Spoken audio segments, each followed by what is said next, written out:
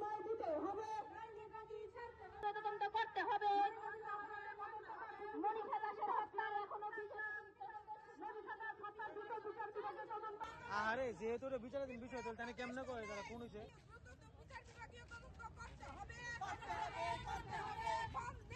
নির্যাতন, অত্যাচার, ধর্ষণ, গণধর্ষণ এটা চূড়ান্ত পর্যায়ে গিয়ে পৌঁছেছে।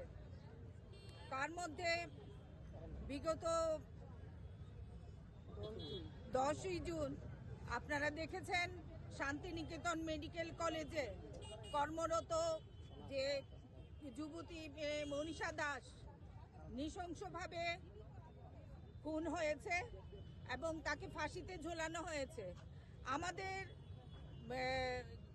আরক্ষা দপ্তরের লোকজন এবং মহিলা কমিশনের চেয়ারপারসন তথা বিজেপির মহিলা কমিশনের চেয়ারপারসন বলবো আমি, কারণ উনি কোনো রকম তদন্ত ছাড়াই এটাকে নিছক আত্মহত্যা বলে চালিয়ে দেওয়ার চেষ্টা করেছেন। এটা কার স্বার্থে? এটাতে আমাদের মনে হয়েছে এটাতে রহস্য লুকিয়ে আছে এবং আমাদের মহিলাদের উপর একের পর এক বর্বরচিত যে অত্যাচার সংগঠিত হচ্ছে তার প্রতিবাদ জানাতে ত্রিপুরা প্রদেশ মহিলা কংগ্রেসের তরফ থেকে আমরা বিক্ষোভ কর্মসূচির আয়োজন করেছি। শুধু ত্রিপুরার মহিলাদের উপর নিরাপত্তা এবং সুরক্ষার জন্যই না, আপনারা দেখেছেন বিজেপি সরকারের আমলে বিভিন্ন সংস্থাগুলি যে আমাদের শিক্ষাক্ষেত্রে ছাত্রছাত্রীদের যে বিভীষিকাময় দিন নেমে এসেছে তার খেসারত দিতে হচ্ছে আমাদের ছাত্রছাত্রী এবং যুব সমাজকে। এই নিট কেলেঙ্কারি আপনারা দেখেছেন, সেটা একবার দুইবার নয়।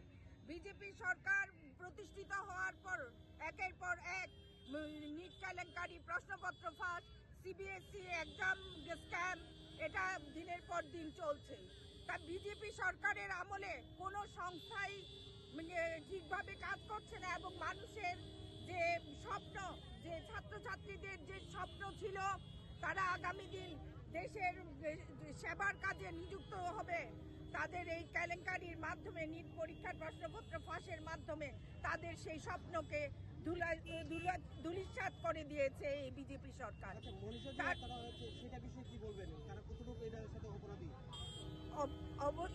অবশ্যই অপরাধী। আমরা এটা দাবি করেছি যে বিচার বিভাগীয় তদন্ত করার জন্য এবং কর্মরত বিচারক, হাইকোর্টের বিচারককে দিয়েই যেন এই সুষ্ঠু তদন্ত করা হয়।